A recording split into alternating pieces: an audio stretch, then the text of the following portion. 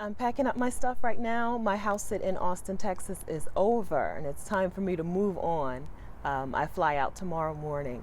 But I wanted to take a quick second and tell you the story of how I originally planned to travel the world before I came upon the idea to take a grown-up gap year, and how that plan was a disaster from the beginning, how it totally fell through. But first, if you're new here, welcome. My name is Stephanie Perry. When I was 41, I did quit my job to travel the world for a year on my savings.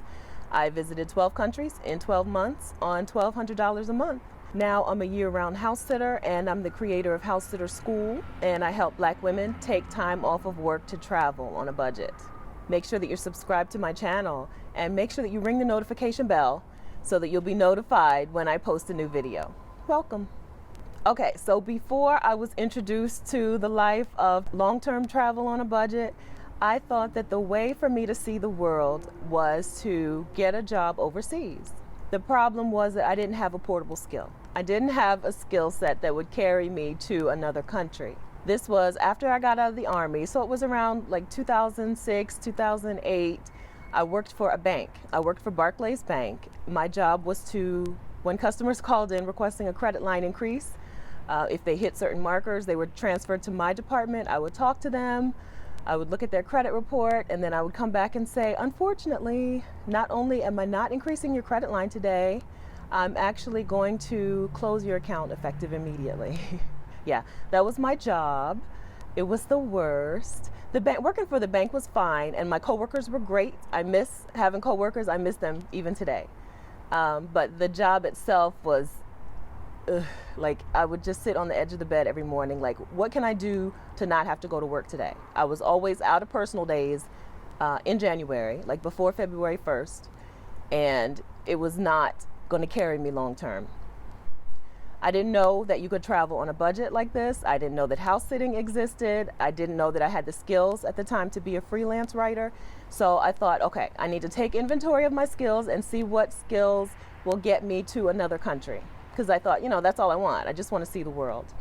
At least if I can't see the whole world, I can see another country. Barclays is headquartered in London. I was working in Wilmington, Delaware. So first I looked up jobs in London, like what Barclays jobs could get me out of the country. And there was nothing, like nothing I wanted to do, nothing that I was qualified to do. That was like a dead end. But I was a pharmacy technician. Now, being a pharmacy technician is not a skill that you can take from country to country unless you work for the U.S. government. And I am a military veteran. I was trained in the military. I'm certified nationally. And so I thought, this is it. This is my chance. I'm going to look for U.S. military hospitals around the world and apply for pharmacy tech jobs there. I didn't really have to look that hard because I already knew I wanted to go to Heidelberg, Germany.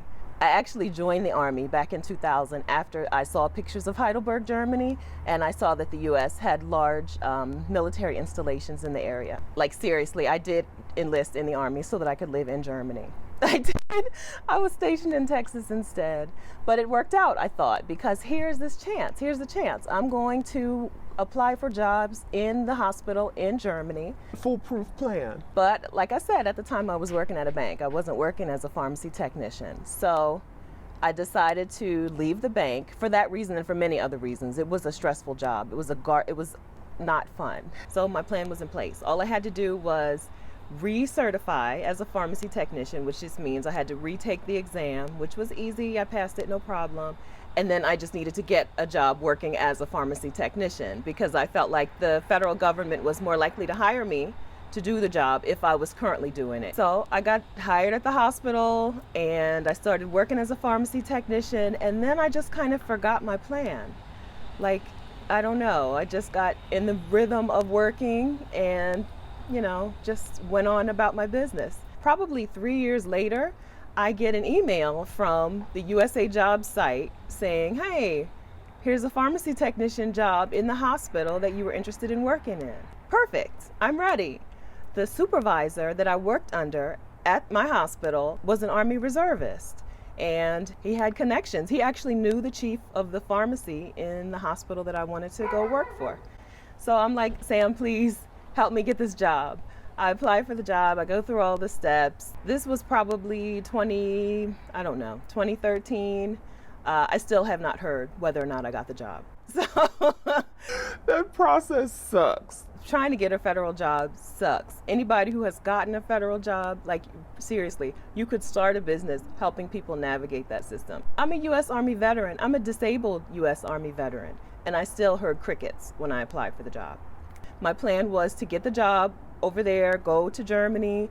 Hospital pharmacy technicians work weekends, but I thought maybe, I'd have every other weekend off or 2 out of 3 weekends off, and I would go to Amsterdam for the weekend and, just like live a travel life.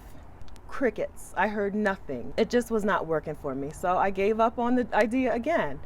And then I just kept taking vacations and working just to last from vacation to vacation. Because really, all I wanted to do is travel. Finally, July of 2015 rolls around. I end up in Brazil on my birthday. I wrote about trying to get the days off for this trip in an article for Exo Nicole. I asked for 5 days off. The hospital gave me 3 days off, not consecutive. This was not the first time they'd done that to me. And they were like, yeah, if you need the other days off, you need to find somebody to work for you. We're not going to do that. That's common practice in hospitals. Anyway, I did get to Brazil. I did meet 2 millennials in my Airbnb who told me, yeah, I'm an HVAC technician. My brother's a waiter. We quit our jobs. We're traveling on our savings, and then we'll just get our jobs back when we go home. And I was like, me too. Immediately, I knew that this was going to be my future. They were talking about how easy it is for them to get jobs. It was easy for me to get a job as a hospital pharmacy technician. And they put me on to how inexpensive travel could be. Thanks, Michael and Stephen from San Diego, wherever you are. I appreciate you. So that is the long route that it took for me to get to becoming a house sitter. I tried to find a job with Barclays internationally. I tried to work for the U.S. government internationally. I traveled just on savings, and then I discovered house sitting. And like I always say, the world has opened up for me. I can be wherever I want, whenever I want. And it's such a great feeling. I want you to feel this too, even if it's just for a little while. I feel like, I've said this a million times, every video I say it, but I feel like Black women totally can benefit just from being able to step away for a significant amount of time.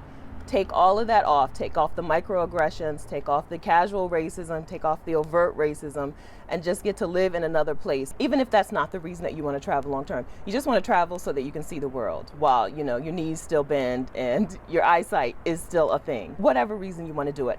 If you want to do it, I want you to do it. I have a free 5-day challenge called the Sabbatical Money Challenge.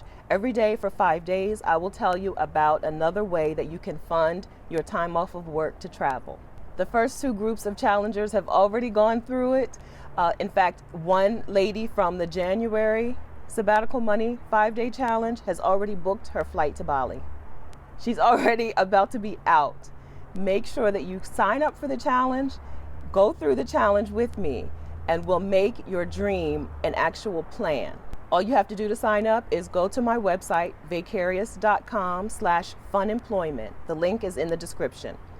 Go to vicarious.com/funemployment, sign up with your email. I'll send you an email to confirm that you've signed up for the challenge, and you're in. If you're watching this real time, you have time to get in on the March challenge. Hello, notification gang. March challenge starts Monday, March 2nd. If you're watching after Monday, March 2nd, 2020, it doesn't matter. Go ahead and sign up for the next challenge. The link, of course, is in the description. Let me know in the comments, have you had a travel plan that just totally fell through? Has that made you totally give up on the idea? Please don't give up on the idea. Talk to me. We can work out a new way for you to live your travel dream. Please take a second to like this video if you like it, and share it with your friend who's having a hard time trying to figure out how to make their travel dream work for them. Thank you so much for watching, and I'll see you next time.